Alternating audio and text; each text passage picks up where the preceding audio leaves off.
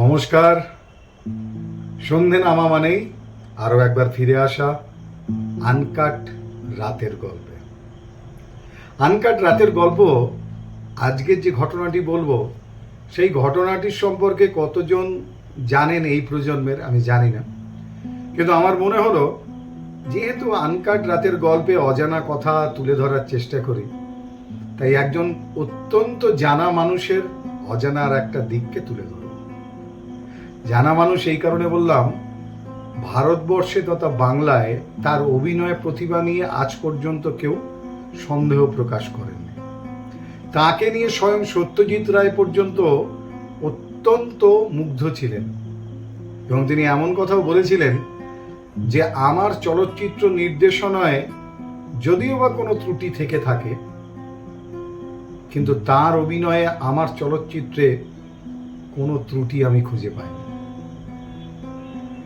কারণ সেই ব্যক্তিটি, তার ম্যানারিজম, তার ঘাড় ঘুরিয়ে তাকানো, তার ধুতি পাঞ্জাবিতে অসম্ভব স্মার্টনেস, বাংলার চলচ্চিত্রের হার্টথ্রব এবং অবশ্যই একম অদ্বিতীয়।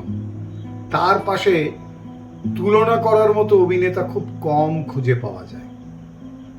তিনি উত্তম কুমার। উত্তম কুমার দারুণ অভিনেতা, অসাধারণ অভিনেতা। কিন্তু আপনারা কি জানেন যে উত্তম কুমারের প্রথম জীবনের ছোটবেলার স্বপ্ন ছিল তিনি একজন গায়ক হবেন এবং রীতিমতো স্বপ্ন দেখতেন যে খ্যাতনামা একজন গায়ক হবেন। অভিনয় নিয়ে তখন অত ভাবেননি। ছোট্টবেলা থেকে যে স্বপ্ন দেখতেন উত্তম কুমার সেই গায়ক হওয়ার, আর তার জন্য তিনি রীতিমতো গান শিখেছেন। শুধু গান শেখেননি, গান শেখাতেন। একটা ঘটনা অনেকে হয়তো জানেন না, যে নেতাজির জন্য রাস্তায় নেমে তিনি গান করেছিলেন। তখন তাকে সবাই হেরম্ব বলে চিনত। হ্যাঁ, অরুণ কুমার বা উত্তম কুমার। আসুন, গায়ক উত্তম কুমারকে তো তাও কম বেশি সবাই জানেন। অনেকে আড়ালে নাকি ধরতেও পারতেন না যে উত্তম কুমার গাইছেন না হেমন্ত মুখোপাধ্যায় গাইছেন। আসলে উত্তম কুমার যতটা আলোকিত হয়েছেন অভিনয় প্রতিভা দিয়ে, ঠিক ততটাই তার গায়কী সত্তাকে আমরা জানতে পারিনি। কিন্তু আজকে গায়ক উত্তম কুমার বা নায়ক উত্তম কুমার নয়, আজকে চমকে দেওয়ার জন্য আরো একটা উত্তম কুমারকে চেনাম, যে উত্তম কুমার সুরকার উত্তম কুমার। এই ঘটনাটা হয়তো অনেককে চমকে দেবে। আপনাদের জানাই, উত্তম কুমার একটি ছবি করছেন, ছবির নাম কাল তুমি আলেয়া। কাল তুমি আলেয়া এই ছবিটাতে দুটো গান ছিল, যেটা অভিনেত্রীর লিপে গেয়েছিলেন স্বনামধন্যা আশা ভোসলেজি। হ্যাঁ, প্রথম গানটি ছিল আমার মনের মানুষ ফিরল ঘরে একটু বেশি রাতে, আর দ্বিতীয় গানটি ছিল, সেটিও আশাজি করেছিলেন, পাতা কেটে চুল বেঁধে সে টায়রা পড়েছে। উত্তম কুমারের মনের বাসনা ছিল যে তিনি এই গান দুটো আশাজিকে দিয়ে করাতে চান, এবং সেই ঘটনাটি তিনি মনের ইচ্ছাটা জানিয়েছিলেন গীতিকার পুলক বন্দ্যোপাধ্যায়কে। এবার পুলক বন্দ্যোপাধ্যায়ের উত্তম কুমার মিলে ঠিক করলেন তাহলে আশাজির সঙ্গে যোগাযোগ করুন। পুলক বন্দ্যোপাধ্যায় যোগাযোগ করলেন, আশাজি বললেন ঠিক আছে চলে আও। বম্বেতে দুজনে মিলে পৌঁছালেন উত্তম কুমার এবং পুলক বন্দ্যোপাধ্যায়। আশাজি গানগুলি গাইবেন বলে রাজি হয়েছিলেন, কিন্তু শর্ত দিয়েছিলেন একটি। শর্তটি কি জানেন? যে তার বাড়িতে গিয়ে গানগুলো গেয়ে শোনাতে হবে। উত্তম কুমার তাতেও রাজি। একদিন উত্তম কুমার এবং পুলক বন্দ্যোপাধ্যায় বম্বে পৌঁছে গেলেন আশাজির বাড়িতে। খবর দেওয়া হলো। অভিনেতা উত্তম কুমারের উপর মুগ্ধতা তার আগে থেকেই ছিল।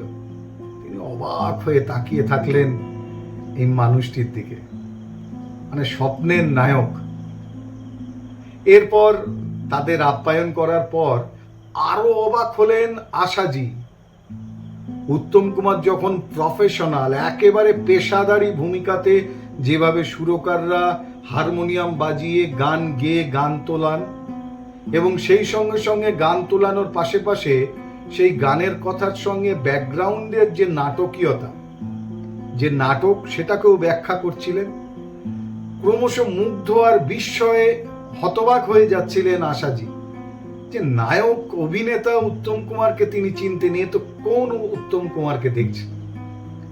একেবারে পেশাদারি সুরকারের মতো তিনি একটা একটা করে হারমোনিয়ামে গানের সুর সেগুলো তুলছেন, গাইছেন, এবং সেই কথার পেছনে কি নাটক, যা চিত্রনাট্য, সেই সিকোয়েন্স বা সেই ঘটনার মুহূর্তটাও বুঝিয়ে দিচ্ছেন। হতবাক হয়ে গেলেন আশা ভোসলেজি। এই উত্তম কুমারকে তো বহু মানুষ চেনেন না, জানেন না। এরপর গান তোলা হলো।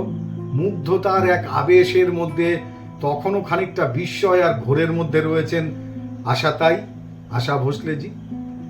এবং এরপর ফিরে আসছেন উত্তম কুমার এবং পুলক বন্দ্যোপাধ্যায়। হঠাৎ করে ফিরে আসার সময় আশাজির দিকে তাকিয়ে উত্তম কুমার বললেন যে গানটা যখন তোলা হলো তখন আর নোটেশনটা বাকি রাখি কেন, চলুন নোটেশনটাও তৈরি করে দিয়ে যায়। আরো অবাক হওয়ার পালা ছিল আশা ভোসলেজির। উত্তম কুমার এসে সেই গানের খাতায় প্রত্যেকটা শব্দের তলায় নোটেশন বসিয়েছিলেন।